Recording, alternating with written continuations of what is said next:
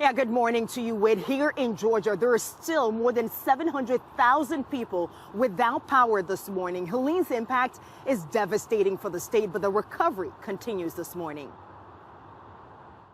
This morning, devastation in Florida. Keaton Beach obliterated after being hit with the full wrath of Hurricane Helene. Helene's destructive reach now seen across 5 states. The priority now is saving lives. In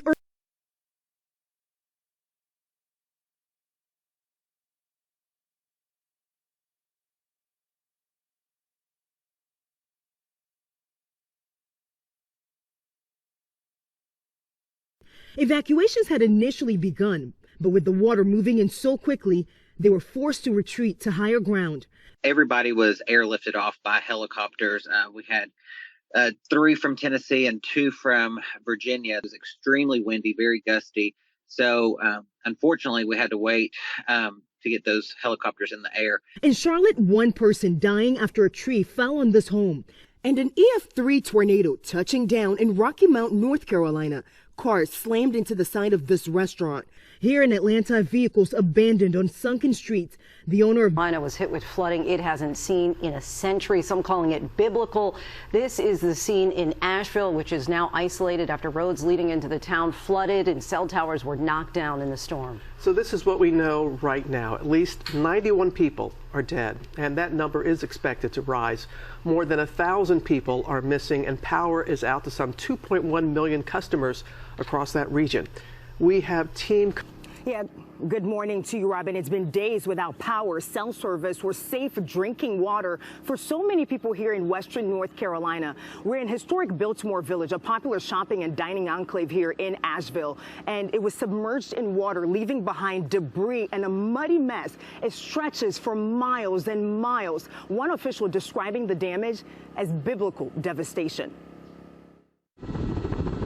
This morning, the death toll climbing after Helene barreled through the southeast. The massive storm killing more than 91 people from Florida to Virginia. In Buncombe County, North Carolina, our affiliate WSOC capturing the scope of the damage from above. At least 30 people declared dead, dozens. The extreme floods washing away homes and bridges.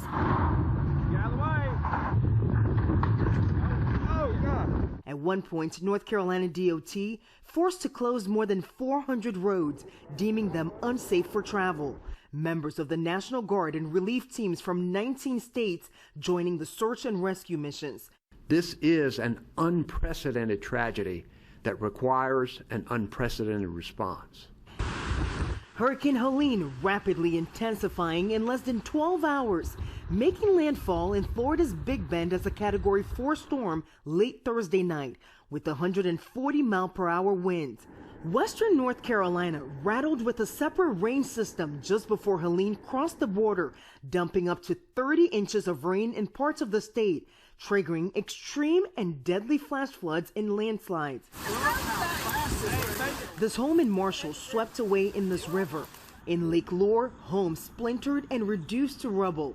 Boats and docks piling up, towns turned into lakes, submerged underwater. When you turn the corner and you see your community just full of buildings and trash and floating boat houses and floating homes, it just sort of takes your breath away, and it was scary. Roads sliced in half, cutting residents off from critical help. There's probably